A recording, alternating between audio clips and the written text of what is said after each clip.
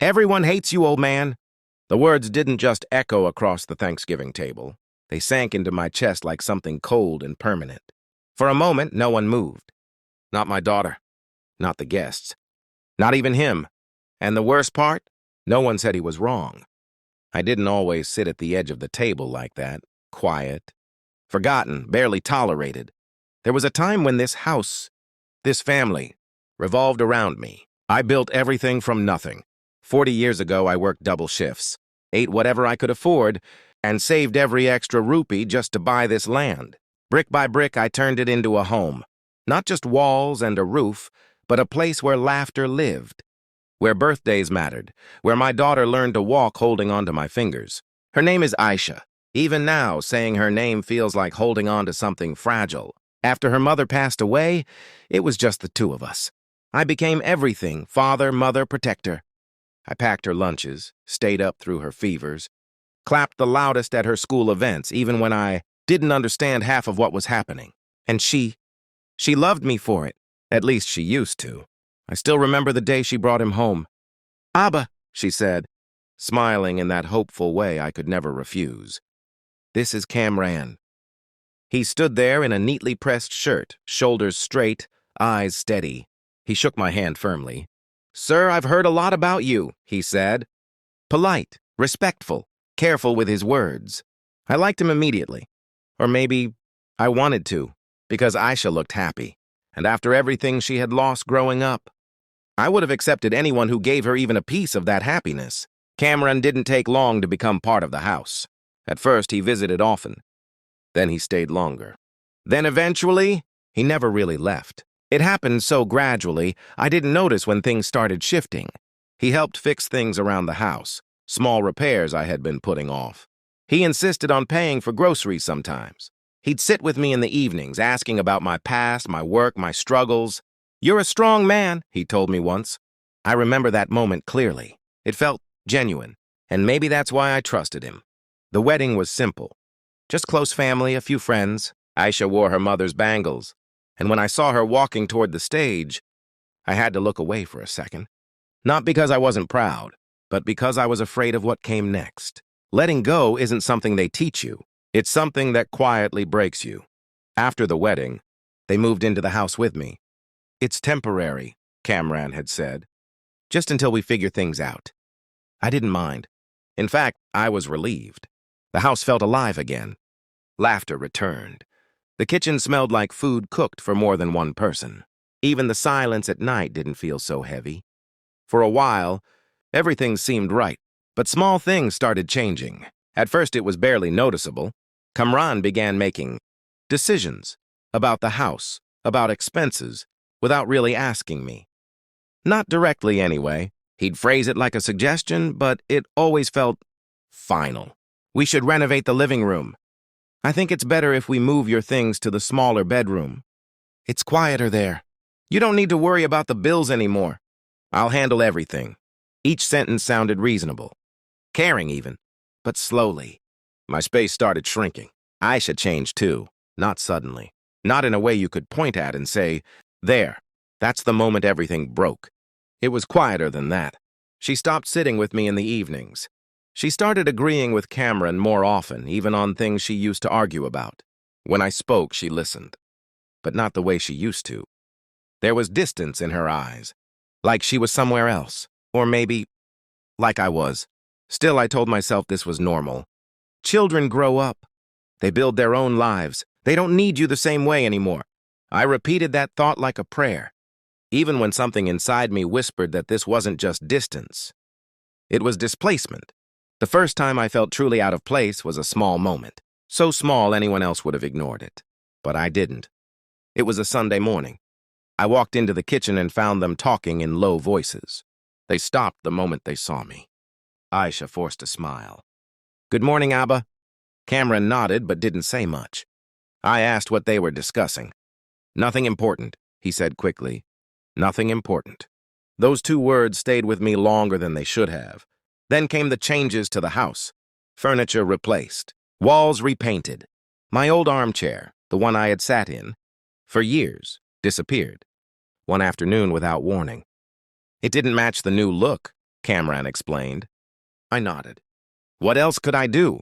And yet, he was never openly disrespectful. That's what made it harder to understand. He still greeted me, still asked if I needed anything, still maintained that polite tone. But something underneath it felt controlled, measured. Like every word had a purpose I couldn't quite see. Thanksgiving was his idea. We should host, he said. Invite everyone. Family, friends, it'll be good for all of us. Aisha seemed excited. I agreed. Of course I did. Maybe, I thought, this would bring us closer again. Maybe this would feel like old times. The house was full that evening. Voices, laughter, the clinking of plates. It was everything I used to love. But I noticed something strange. People didn't talk to me the same way anymore. Conversations shifted when I joined. Smiles felt polite, not warm. I told myself I was imagining it, until I wasn't. Dinner began, and Kamran took the head of the table. My seat, my usual seat, was taken by one of his friends. Just for tonight, he said with a casual shrug. Hope you don't mind. I forced a smile. Of course not. But I did mind, more than I wanted to admit. The conversation flowed, mostly around him. His work, his plans, his opinions. Aisha sat beside him, nodding, supporting, smiling. I tried to join in once or twice, but no one really listened. And then, it happened. I don't even remember what I said. Something small, something harmless. But Kamran's expression changed. Just for a second, a flicker of something sharp, something cold. He leaned back in his chair, looked around the table, and then looked straight at me. And that's when he said it. Everyone hates you, old man. The room went silent. I felt every pair of eyes on me. Waiting, watching, judging. I laughed. Not because it was funny, but because I didn't know what else to do. You shouldn't joke like that, I said quietly. But no one laughed with me. No one defended me. Not even Aisha.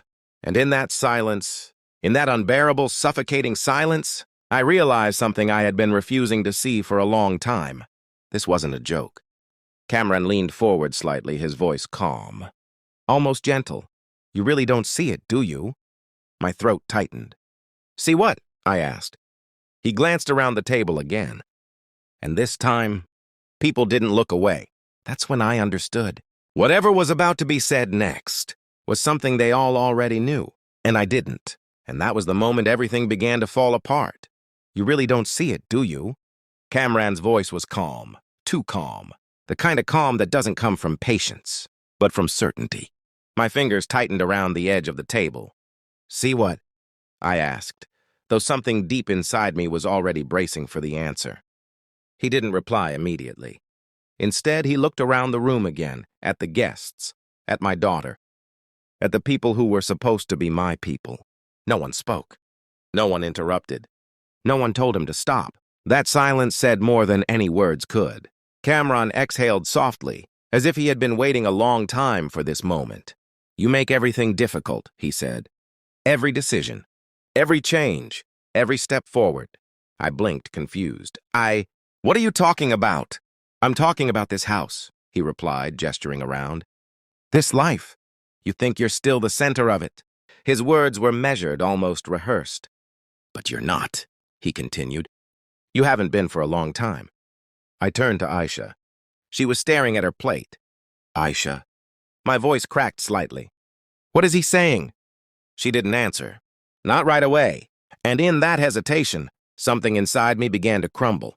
Kamran leaned forward again, his tone still controlled, but sharper now.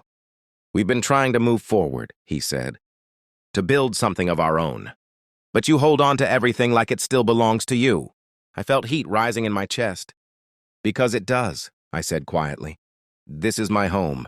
A few people shifted uncomfortably. But still, no one spoke. That's exactly the problem, Kamran replied. You keep saying my home and my house meant my rules. He paused. And where does that leave us? I looked at Aisha again. This time she slowly lifted her head. Her eyes met mine, and I saw something I had never seen there before. Not anger, not hatred. Something worse. Agreement. Abba, she said softly. Just that one word. But it didn't feel the same anymore. You've done everything for me, she continued, her voice trembling slightly. I know that. I'll always be grateful. Grateful. The word felt distant, formal, like something you say to a stranger. But things have changed, she added. There it was. The sentence I had been avoiding. The truth I had been refusing. I swallowed hard. So this is what this is about? I asked. You think I'm in your way? No, she started. But Cameron cut in. Yes. The word landed heavily, decisively. You are, he said, looking directly at me. And it's time someone said it clearly. My chest felt tight now, not from anger, but from something deeper, something heavier. After everything, I whispered. It wasn't a question. It was a memory, a lifetime compressed into 3 words. Cameron didn't react to it, didn't soften, didn't hesitate. This isn't about the past, he said. It's about the present and the future. I let out a quiet, hollow laugh. The future? I repeated. You mean your future? Our future, Aisha said quickly. But her voice lacked conviction. And where am I in that? I asked. No one answered.